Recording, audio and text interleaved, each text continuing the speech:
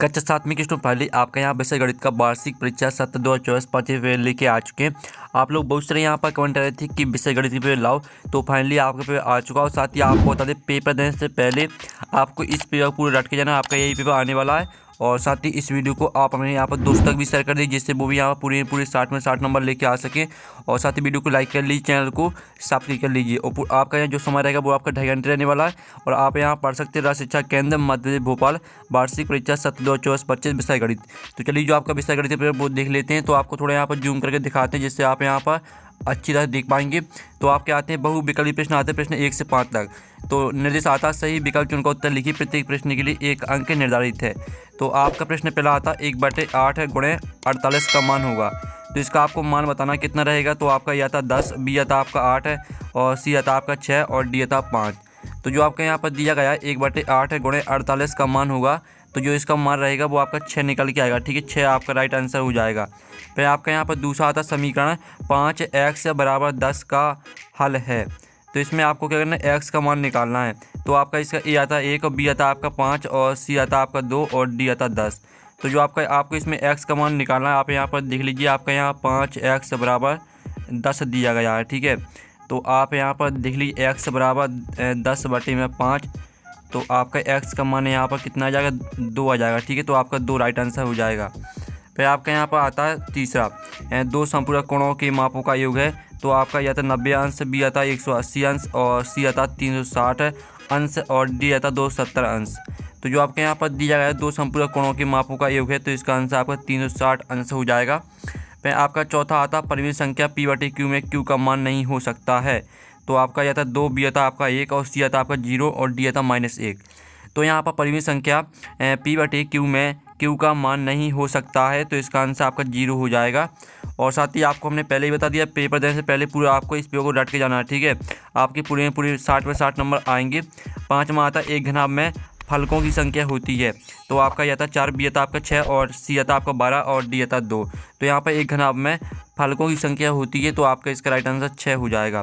तो इस तरह से जो आपके प्रश्न 1 से लेकर 5 तक दिए थे बहुविकल्पी प्रश्न, वो हमने कंप्लीट करा दिए, आपने अच्छे से यहाँ पर देख लिए होंगे। ठीक है, और साथ ही इस वीडियो को आपने दोस्तों तक जरूर शेयर कर दीजिए। अब रेगिस्तान आते हैं प्रश्न क्रमांक 6 से 10 तक। निर्देश आता नीचे दिए गए रेगिस्तान की पूर्ति कीजिए, प्रत्येक प्रश्न के लिए 1 अंक निर्धारित है। तो आपका 6वां आता 128.9/1000 का भागफल है। तो जो इसका भागफल आएगा वो आपका यहाँ पर इसका आंसर हो जाएगा 0.1289। ठीक है, ये आपका 6वें का आंसर रहेगा। फिर 7वां आता आंकड़ों 36, 24, 46 का माध्यक ... है। तो इसका माध्यक आपका 36 हो जाएगा। और जो आपका यहाँ पर आता 8वां त्रिभुज की दो भुजाओं का योग तीसरी भुजा से रुडो होता है। तो यहाँ पर त्रिभुज की 2 भुजाओं का योग, ठीक है, तीसरी भुजा से बराबर होता है। तो इसका आंसर आपका यहाँ पर बराबर हो जाएगा। ठीक है, बराबर आपका राइट आंसर रहेगा। फिर आपका यहाँ पर 9वां आता एक वर्ग की गुणन सम्मिति का क्रम ... है। तो यहाँ पर एक वर्ग की गुणन सम्मिति का क्रम 4 है। ठीक है, आपका इसका आंसर यहाँ पर 4 हो जाएगा। फिर आपका 10वां आता संख्या 106 में आधार से संख्या का विचलन ... होगा। तो यहाँ पर संख्या 106 में आधार से संख्या का विचलन 10 होगा। ठीक है, 10 आपका राइट आंसर हो जाएगा। तो इस तरह से आपके रेगिस्तान भी कंप्लीट करा दिए। ठीक है, आपने अच्छे से यहाँ पर देख लिए होंगे। अब आते हैं अति लघु उत्तरीय प्रश्न आते हैं प्रश्न क्रमांक 11 से 16 तक। निर्देश आता नीचे दिए गए प्रश्नों को हल कीजिए, प्रत्येक प्रश्न के लिए 2 अंक निर्धारित है। तो 11वां आता है एक ऋणात्मक पूर्णांक और एक धनात्मक पूर्णांक लिखिए जिनका अंतर -3 है। तो स्टूडेंट आप यहाँ पर देख लीजिए, ऐसी पूर्ण संख्या 0 है जिसका किसी भी संख्या से गुणा करने पर गुणनफल 0 प्राप्त होता है। ये आपका 11वें क्वेश्चन का आंसर रहने वाला है। फिर आपका जो 12वां क्वेश्चन दिया गया 2.5 है गुणा 0.3 का मान क्या होगा। तो इसका जो आंसर रहेगा वो आप यहाँ पर देख लीजिए। ठीक है, जो आपका यहाँ पर 2.5 गुणा 0.3 का मान क्या होगा, आपको यह बताना है। सॉरी स्टूडेंट, जो आपका प्रश्न है यहाँ पर पहले तो हम 11 देख लेते, जो हम आपको 11वीं का आंसर बताया वो गलत हो गया है। जो आपके यहाँ पर दिए एक ऋणात्मक पूर्णांक को एक धनात्मक पूर्णांक के लिखिए जिनका अंतर -3 है।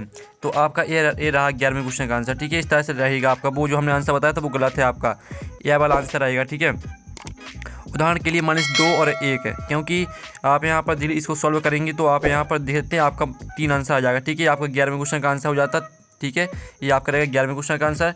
फिर जो आपका 12वां दिया है 2.5 है गुणा 0.3 का मान क्या होगा, तो इसका जो मान रहेगा वो आप यहाँ पर देख लीजिए 2.5 है गुणा 0.3 का मान होगा आपका 0.75। ठीक है, आपका 12वें क्वेश्चन का आंसर रहेगा। फिर आपका यहाँ पर 13वां आता है कोण ABC और कोण DEP की भुजाएं समांतर तथा कोण ABC बराबर 70 डिग्री तथा कोण DGC का मान ज्ञात कीजिए। ठीक है, तो आप यहाँ पर देख लीजिए यदि कोण ABC और कोण DEF की भुजाएं समांतर हैं और कोण ABC बराबर 70 डिग्री है तो कोण ठीक है DGC का मान भी 70 डिग्री होगा। समांतर रेखाओं पर समानांतर कोण बराबर होते हैं। ठीक है, आपका 13वें क्वेश्चन का आंसर रहेगा। फिर आपका यहाँ पर देख लेते हैं 14वां क्वेश्चन। ठीक है, तो आपका यहाँ पर 14वां क्वेश्चन आता है, तो आप यहाँ पर ऐसे चतुर्भुज का नाम बताइए जिसमें रेखिक सममिति और गुणन सममिति दोनों हो। तो चलिए आपका यहाँ पर 14वें क्वेश्चन का आंसर हम यहाँ पर देख लेते हैं। तो आप यहाँ पर देख लीजिए, ठीक है, वर्ग और आयत इनमें रेखिक सममिति और भी होती सममिति भी होती है और गुणन सममिति भी होती है। ये आपका 14वें क्वेश्चन का आंसर रहेगा। फिर आपका 25वां आता है ऐसी आकृतियाँ के नाम लिखिए जिनमें दो सममित रेखाएं होती हैं। तो इसका आंसर देख लीजिए, ऐसी आकृतियाँ जिनमें दो सममित रेखाएं होती हैं समद्विबाहु त्रिभुज और पतंग दो सममित रेखाओं वाली आकृतियाँ हैं। ये आपका 15वें क्वेश्चन का आंसर रहेगा। फिर आपका 16वां आता है 3 सेंटीमीटर गुणा 3 सेंटीमीटर गुणा 3 सेंटीमीटर विमाओं वाले दो घनों को परस्पर सटा कर रखा जाए तो परिणामी घनाभ आपको बताना क्या रहेगा। तो इसका जो आंसर रहेगा वो आप यहाँ पर देख लीजिए, यदि 3 सेंटीमीटर गुणा 3 सेंटीमीटर गुणा 3 सेंटीमीटर माप के दो घनों को परस्पर सटा कर रखा जाए तो परिणामी घनाभ की विमाएं इस प्रकार होगी। यदि दोनों घनों को एक पंक्ति में रखा जाए तो परिणामी घनाभ की विमाएं 6 सेंटीमीटर गुणा 3 सेंटीमीटर गुणा 3 सेंटीमीटर होगी। इस तरह से आप देख लीजिए 16वें क्वेश्चन का आंसर रहेगा। फिर आप क्या थे लघु उत्तरीय प्रश्न आते 17 से 22 तक। तो निर्देश आता है नीचे दिए प्रश्नों को हल कीजिए, प्रत्येक प्रश्न के लिए 3 अंक निर्धारित है। तो आपके 17वां तक गर्मियों के दौरान एक कमरे के भीतर का तापमान 67 डिग्री सेल्सियस होता है। यदि एयर कंडीशनर एक कमरे को 5 डिग्री सेल्सियस मिनट तक ठंडा करता है तो एयर कंडीशनर चालू करने के 5 मिनट बाद कमरे का तापमान क्या होगा। तो आप यहाँ पर देख लीजिए, आपको कमरे का तापमान निकालना है। तो आप यहाँ पर देते हैं, ठीक है, 5 मिनट बाद का तापमान, हर मिनट में तापमान 5 डिग्री सेल्सियस कम होगा तो 5 मिनट में 5 गुणे 5 बराबर 25 डिग्री सेल्सियस। तो आप यहाँ पर देख लीजिए, आपका 37 डिग्री सेल्सियस दिया गया था तो 37 में से आपको 25 घटा देना तो आपका 12 डिग्री सेल्सियस आंसर आ जाएगा। ये आपका 17वें क्वेश्चन का आंसर हो जाता है। फिर आपका 18वां देख लीजिए, ठीक है, 6, 15, 120, 50, 100, 80, 10, 15, 8, 10, 15 आंकड़ों का आपको माध्यक निकालना है।